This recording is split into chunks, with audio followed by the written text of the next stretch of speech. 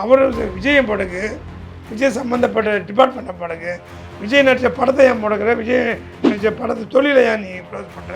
இந்த மாதிரி வந்து ஒரு தீபாவளி காலி பண்ணி, பொங்கலை காலி பண்ணி, ஜனவரி ஃபுல்லாக காலி பண்ணி, இதில் வந்து இதில் சென்ட்ரல் கவர்மெண்ட்டுக்கு என்ன இதில் ஆதாயம் இருக்குது? இப்படி ஒரு கேவலமான அரசியல் பண்ணுமா எனக்கு தெரியல. இது கேவலமான அரசியல் தான். விஜய் அவர்கள் இதை பற்றி பெருசாக ரியாக்ட் பண்ணிக்கிற மாதிரி தெரியல. அவர் பாட்டுக்கு எலெக்ஷன் வேலையில் இறங்கிட்டாரு. இதை ரிலீஸ் பண்ண விட்டுட்டு நீ வேறு பக்கம் நீ வந்து அவனை கூப்பிட்டு லாக் பண்ணால் நியாயம் இருக்குது, கூட்டணி பேச நியாயம் இருக்குது. இதை முடக்கி வச்சு நீ வான்னு எப்படி வரும் அப்படின்னு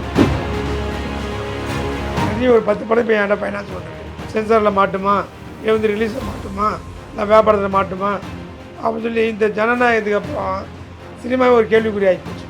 பராசக்தி ரிலீஸ் பண்ணால் என்ன கிழிச்சது? ஒன்றுமே கிடையாது. இனி விஜய் நடிக்கிறதுக்கு வாய்ப்புகள் இருக்கா?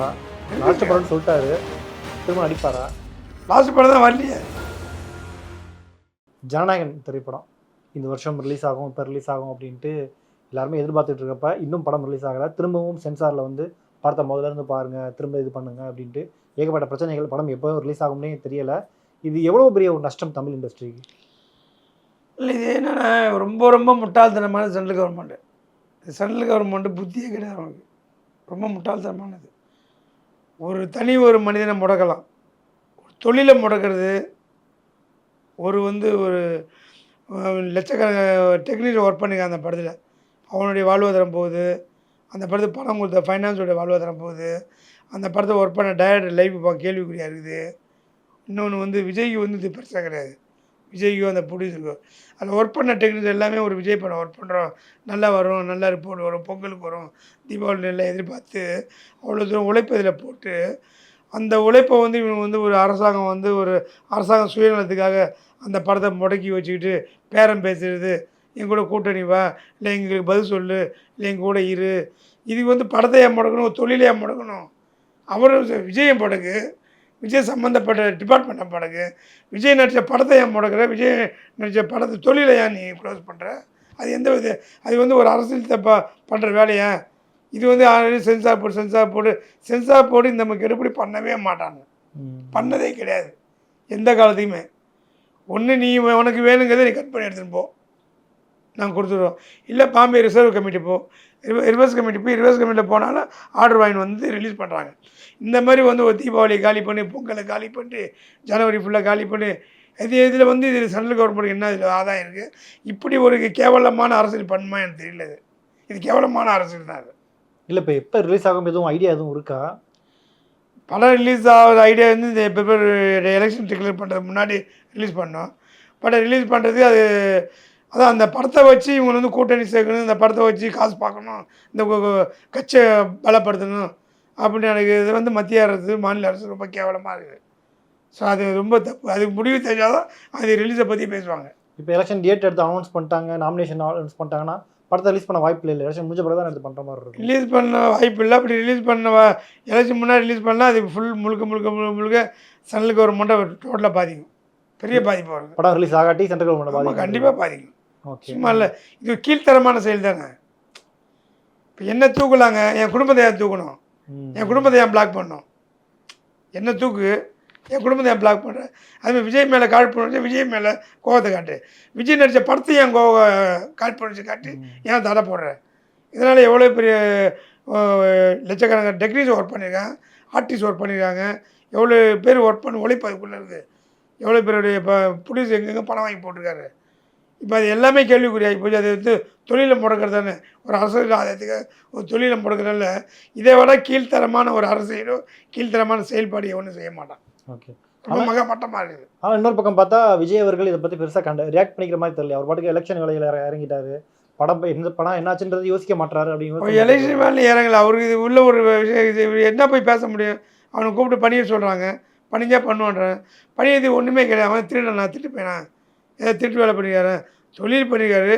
தொழில் அது நீ இதை ரிலீஸ் பண்ண விட்டுட்டு நீ வேறு பக்கம் நீ அவனை கூப்பிட்டு லாக் பண்ணால் நியாயம் இருக்குது, கூட்டணி பேச நியாயம் இருக்குது. இதை முடக்கி வச்சு நீ வான்னு எப்படி வரும்? அப்படியெல்லாம் படியிட மாட்டாங்க. அவங்களாம் எஸ்சிஎஸ்சி ஃபேமிலியில் அவ்வளவு ஈஸியாக சினிமாவுக்குள்ளே வந்துடுவாங்க. உழைப்பு போடாமல் இவ்வளோ பெரிய ஆளாக முடியாது. உழைப்பு இருக்குது, அவங்க கூட கடுமையான போராட்டம் இருக்குது. போராட்டங்களால இவ்வளோ பெரிய வளர்ச்சி பண்ணிருக்காங்க.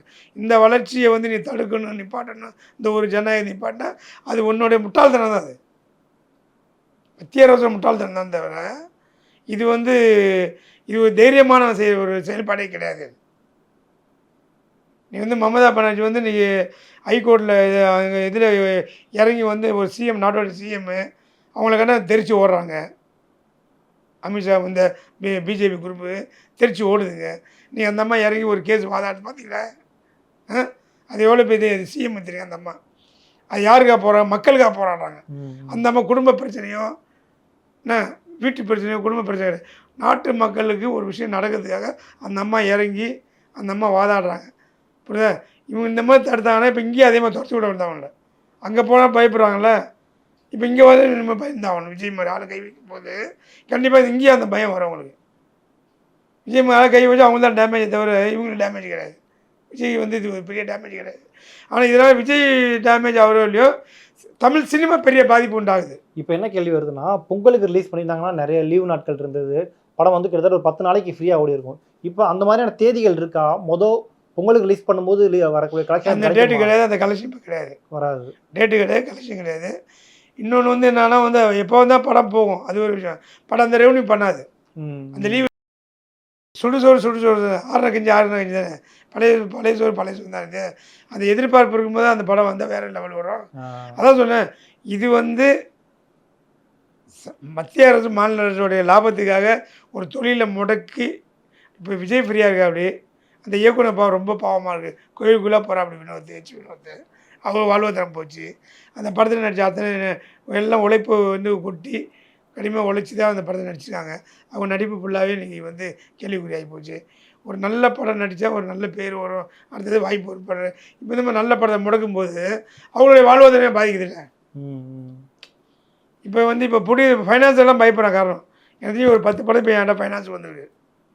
எதுவுமே தர ஏன்னா இந்த சென்சாரில் மாட்டுமா, இல்லை வந்து ரிலீஸில் மாட்டுமா, இல்லை வியாபாரத்தில் மாட்டுமா அப்படின்னு சொல்லி இந்த ஜனநாயகத்துக்கு அப்புறம் சினிமாவே ஒரு கேள்விக்குறி ஆகி போச்சு. அதை பண்ணது மத்திய அரசு மாநில அரசு. அது வந்து பண்ணிடக்கூடாது அந்த விஷயம். அதாவது ஜனநாயகன் இப்போ ரிலீஸ் பண்ணாமல் விட்டது மொத்த இண்டஸ்ட்ரியுமே பாதிக்குது. ஆமாம், டோட்டல் தமிழ் சினிமா ஃபுல்லாக பாதிக்குது. இது எலெக்ஷன் வரைக்கும் இப்படி தான் இருக்குமா? அது எலெக்ஷன் வரைக்கும் இப்படி தான். பெரிய படங்கள் எதுவுமே எலெக்ஷன் மட்டும் ரிலீஸ் ஆகாது. பண்ண மாட்டேன். இந்த மாதிரி பண்ணும்போது எப்படி அவன் பண்ணுவான்? அப்போ பயம் வரல அவனுக்கு. பயம் வருது, தேட்டருக்காரன் பணம் தர மாட்டான், பணம் கொடுத்தவங்கலாம் பண்ண மாட்டேங்குது. பராசக்தி ரிலீஸ் பண்ண என்ன கிழிச்சது? ஒன்றுமே கிழிக்கல. புரியுதா?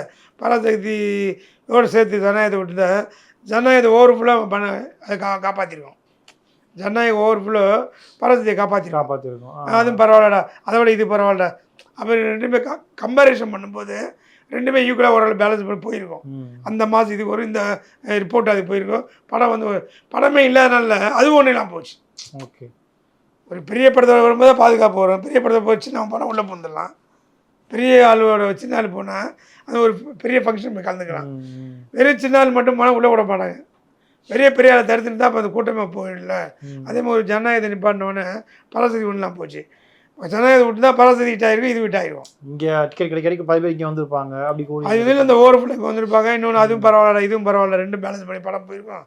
ஸோ ஓரளவு வந்து பொங்கல் வந்து பயங்கர ஹாப்பியாக இருக்கும் மக்களுக்கு. அரசியலுக்கு சப்போர்ட்டாக வந்திருக்கும், மக்களுக்கு சப்போர்ட்டாக இருக்கும், சினிமாவுக்கு ஆரோக்கியமாக இருக்கும். இது எல்லாமே போட்டு காலி பண்ணி குட்டிச்சலாகி தமிழ் சினிமா நீ குட்டிச்சலாகிட்டாங்க. இதுக்கே சங்கம் கிடையாது. சங்கம் எல்லாமே வந்து அடிமையாக இருக்காங்க. எவனுமே செயல்பட கிடையாது. நடிகர் சங்கம் செயல்படல, தயாரிப்பாளர் சங்கம் செயல்படல, பெப்சி செயல்படல, கில்டு செயல்படல, இது சாம்பர் செயல்படல. எல்லாமே வந்து அடிமையை ஆக்கி வச்சு அப்படி என்ன இவங்க ஆதாயம் இந்த டாஸ்மாக் நம்பர் 1 இருக்குது. நீ தமிழ்நாட்டை சீரழிஞ்சு போகிற தொழில் சூப்பராக தமிழ்நாட்டுக்கு வந்து மக்களுக்கு என்டர்டைன்மெண்ட் கொடுக்குற தொழில் சீரழிஞ்சு போயிடுது. அது இந்த அரசியல் கட்சிக்கு தான் காரணம். இனி விஜய் நடிக்கிறதுக்கு வாய்ப்புகள் இருக்கா? லாஸ்ட் படம்னு சொல்லிட்டாரு, திரும்ப நடிப்பாரா? லாஸ்ட் படம் தான் வரலையே, அவன் நடிப்பார்ல. இப்போ லாஸ்ட் படம் தான் வரலையே, எப்படியும் வந்துடும்ல. ஆனால் அது வந்தாலும் இதுக்கப்புறம் நடிப்பார்ல. இப்போ நடிக்காமல் இருக்க முடியல. ஏன்னா இதில் வேலை காட்டிங்கல, இந்த படத்தை வேலை காட்டினா அடுத்த படம் நான் ஒதுக்கிட்டேன்னு சொல்லுவாங்க. விஜய் நடித்தா படம் வராதுடா, அதனால் விஜய் நடிக்க விட்டாங்க. இப்போ இந்த படத்தை வேலை காட்டிங்களே, இதுக்கப்புறம் விஜயோட விஸ்வரூபம் ஒன்று வரும். ஒருத்தன் அழுத்த தானே வந்து வெளியே தெரிய வரும். எஸ்சி சொல்லுவார், டிஆர் நிறைய மேட்ரு உன்னை அழுத்த பார்ப்பான், மிதிக்க பார்ப்பான், உன்னை வந்து காலி பண்ண பார்ப்பான், க்ளோஸ் பண்ண பார்ப்பான். பட் அது எல்லாம் தாண்டி வந்தால் தான் வெற்றிம்பார்ல, அதே மாதிரி தான் இது வந்து வெற்றிக்கு அறிகுறி தான் தவிர இது வந்து வாழ்க்கையோட முடிவு கிடையாது. ஓகே ஓகே ஓகே அதெல்லாம் ஒன்றும் பிரச்சனை இல்லை. உங்களோட கருத்துக்களை பயந்துக்கிறதுக்கு ரொம்ப நன்றி ஓகே சார். Sir, thanks.